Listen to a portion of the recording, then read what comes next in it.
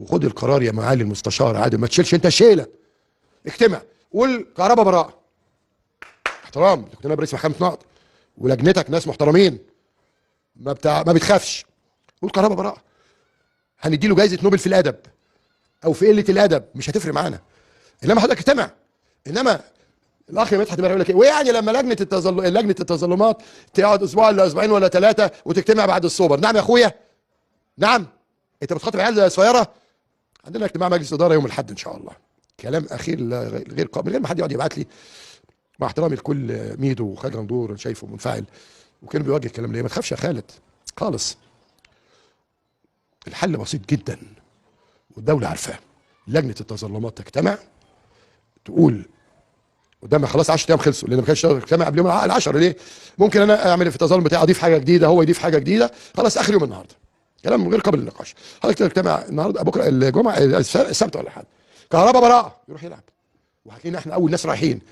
كهرباء موقوف نفذ، مرتضى مشطوب فوق دماغي. احنا بنحترم القانون في دوله القانون. وبقول لجماهير الزمالك والنبي مش عايز حد يقلق، موضوع سهل.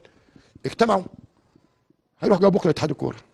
من فضلك يا اتحاد الكوره قدامك حل من الاثنين ملوش ثالث، اما انك تطلع قرار بايقافه لان المهله خلصت، وعلى المستشار عادل الشرباجي قايل مع الاخ حتحوت قبل كده ان التظلم لا يوقف التنفيذ، تمام؟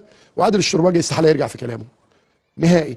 وادي رئيس لجنه الانضباط المستشار عزت خميس، حاجه يعني حاجه برغم انه اداني شهرين ما عملتش حاجه، منعني من دخول المنطقه الشهريه و300,000 جنيه غرامه.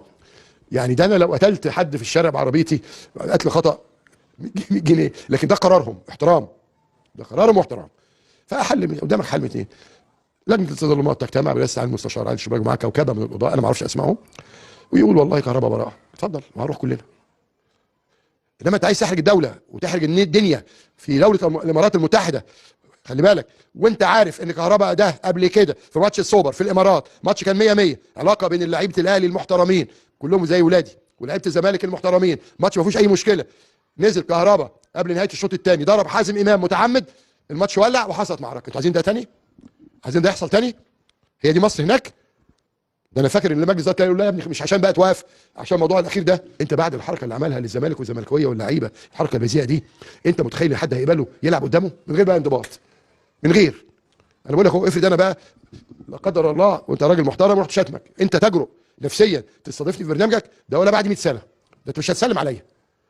ها؟ فبعد ما هو اللي عمله، انت متخيل ولادنا وجمهورنا مجلس ادارتنا يبقى رايح نفسيا؟